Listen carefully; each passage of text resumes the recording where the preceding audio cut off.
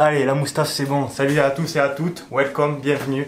Alors dans cette vidéo, je vais te parler d'argent, money, money, money. J'ai essayé de te donner mes petits conseils pour savoir combien il faut prendre, quel budget il faut prévoir pour partir en Nouvelle-Zélande. Mais avant ça, générique.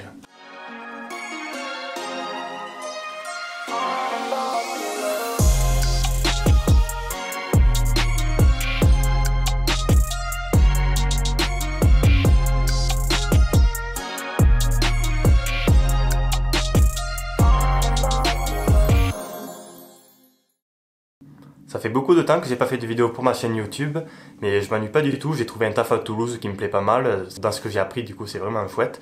Et aussi, je monte mes deux films d'aventure que j'ai prévu de sortir. Le premier, c'est la traversée de la Nouvelle-Zélande en moto. Et le deuxième, c'est France-Grèce en autostop avec 300 € en poche. C'est vraiment deux gros projets qui me prennent beaucoup de temps. Par exemple, le premier, la traversée de la Nouvelle-Zélande en moto. Là, je suis à 40 heures de montage et j'ai pas fini. Mais bon, c'est ma passion, du coup, je le fais avec plaisir. J'espère que ça plaira quand ça sortira. Du coup, toi, si tu es ici, c'est plutôt que tu souhaites partir à Nouvelle-Zélande, que tu veux avoir quelques conseils et tout ça. Du coup, officiellement, la Nouvelle-Zélande demande 4200 $ pour pouvoir entrer dans le pays. Du coup, normalement, il faut que tu aies 4200 $ sur ton compte quand tu rentres dans le pays. Mais moi, j'ai connu personne qui s'est fait contrôler pour ça. Ça fait environ 2500 € à l'aéroport. Moi, j'ai vraiment jamais entendu quelqu'un dire qu'il s'est fait contrôler pour savoir combien il y avait sur le compte. Mais c'est ce qu'ils demandent et c'est quand même un bon truc de départ. Pour ma part, je suis parti avec un peu plus. J'en connais qui sont partis avec moins. Et j'en connais aussi qui sont partis avec beaucoup plus. Il faut savoir que la Nouvelle-Zélande, ça coûte au minimum aussi cher que la France. Et oui, amis. Mais vraiment, ouais, et oui, amis. Et vraiment, minimum. Enfin, on va dire que le pouvoir d'achat est sûrement plus élevé pour les locaux. Mais vu que nous, les voyageurs, on est souvent payé le SMIC, que là-bas, il n'y a pas grand monde qui est payé le SMIC, notre pouvoir d'achat est vraiment limité. Et je trouve que ça ressemble quand même pas mal à la France. Alors, comment savoir avec quel budget partir ?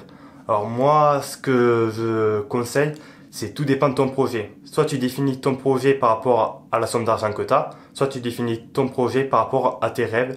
Et du coup, tu essaies plutôt d'économiser de l'argent en France, en par exemple travaillant beaucoup. Moi, je connais vraiment des personnes qui faisaient 2-3 boulots en intérim, genre 50-60 heures par semaine, pour essayer de cumuler le plus d'argent possible pour pouvoir partir après. Et le mieux, même si tu veux économiser le plus facilement possible, c'est de rentrer dans un endroit où tu ne payes pas de loyer ou pas beaucoup de loyer, par exemple chez la famille. Du coup, moi, soit tu définis par rapport à ton budget, soit tu définis par rapport à tes rêves. Moi, j'ai fait un mix des deux. C'est ce que je conseille aussi, de faire plutôt un mix. Parce que je suis partisan d'une phrase qui dit c'est pas parce qu'on n'a pas qu'on peut pas. Bouge-toi le cul. Je crois que bouge-toi le cul, c'est moi qui l'ai rajouté, mais tu trouves pas d'excuses. Dis pas c'est parce que j'ai pas d'argent, c'est pas parce que je parle pas anglais. Si t'as envie de le faire, fonce et fais ce qu'il faut pour réussir. Par contre, je m'attendais pas que mes sous descendent aussi vite. Je vais te dire mes 15 premiers jours, qu'est-ce que j'ai dépensé exactement. Alors le visa déjà ça coûte 125 €. L'avion je l'ai payé 700 €. 15 jours d'auberge ça faisait 240 €.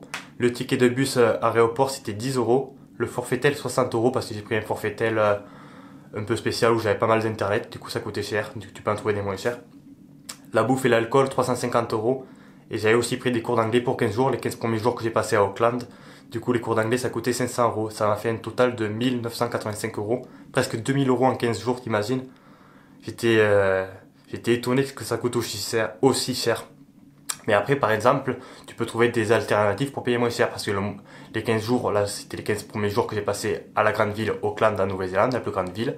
Et après, j'ai décidé de partir faire du woofing, du LPX dans des petites maisons et tout ça à la campagne. Et là, le mois juste après les 15 premiers jours, j'ai dépensé environ 100 € parce que j'ai passé tout le mois en LPX. Du coup, je payais pas l'alimentation, ni le logement, ni la laverie, ni rien. C'est le but du LPX, du woofing, du workaway.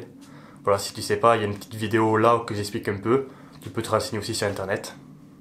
Donc selon ton budget ou tes rêves, tu peux définir si il faut que tu travailles rapidement ou pas, si tu as envie de t'acheter un véhicule, enfin si tu peux ou pas t'acheter un véhicule rapidement aussi.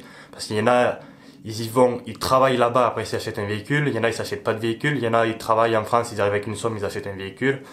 Pour ma part, moi j'ai acheté une moto pas trop chère. Elle était pas trop chère mais elle était assez vieille.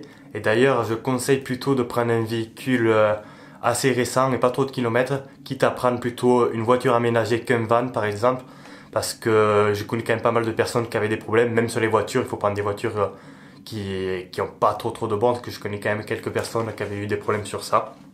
Du coup je te conseille plutôt de prendre quelque chose qui a pas trop de kilomètres et en bon état, qu'un van super beau, rehaussé, rallongé et tout ça, mais avec beaucoup de bornes et que le moteur n'a pas été refait et tout, et voilà, enfin, essayez de prendre un truc fiable, parce que moi avec ma moto j'ai eu des problèmes, bon ça m'a fait vivre des aventures de ouf, mais c'est vrai que sur le coup c'était pas facile.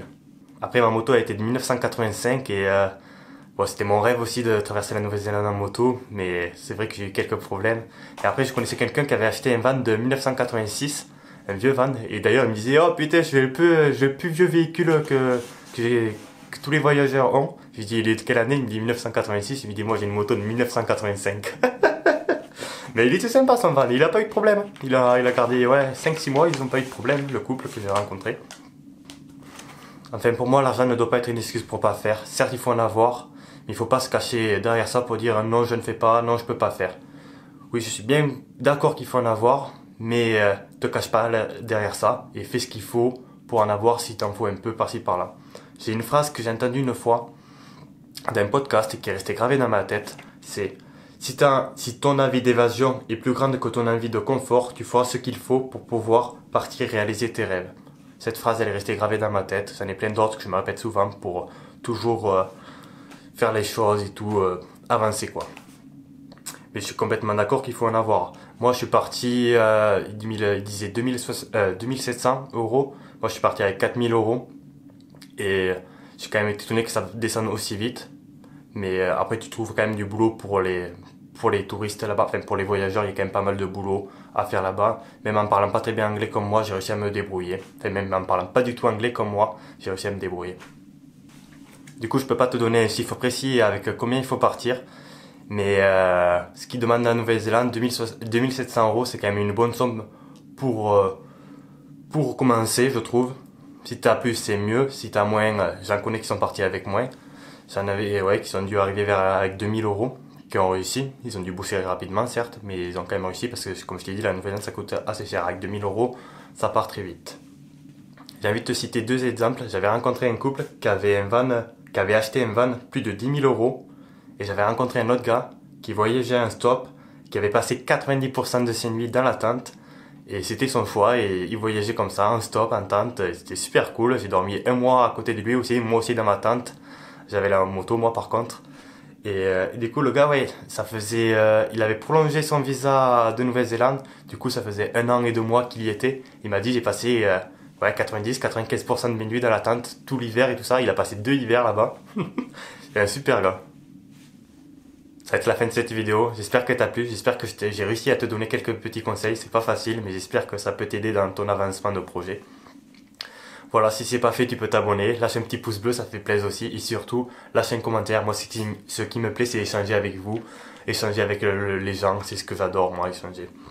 Et j'ai envie de te dire une petite phrase de fin pour essayer de te motiver.